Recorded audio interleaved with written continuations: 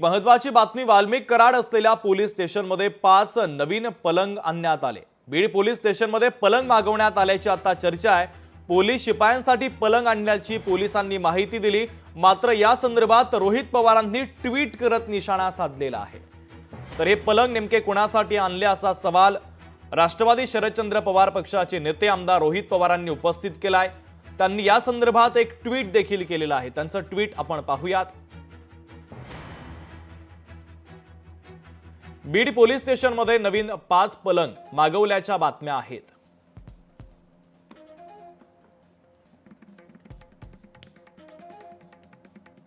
स्टाफसाठी नवीन पलंग मागवल्याचं प्रशासनानं स्पष्ट केलं, तरी अचानक पलंग कसे मागवले असा सवाल रोहित पवार आपल्या ट्विटमध्ये उपस्थित करतायत।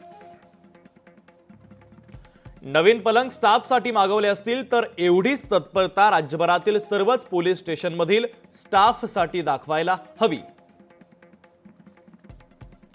शिवाय गादी, उशी, पंखा, एसी देखील बसवता येतील का याचाही विचार करायला हवा।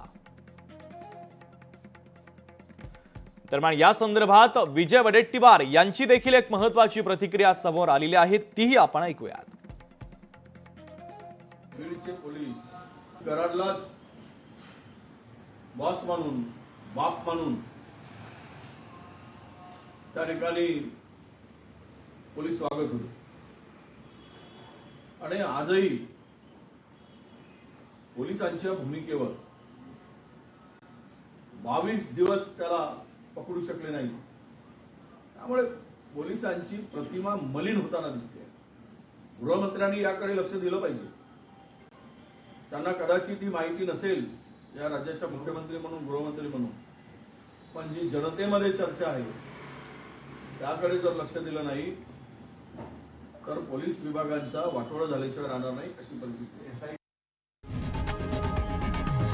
लोकशाही मराठी ऐका, पहा, जागरूक रहा।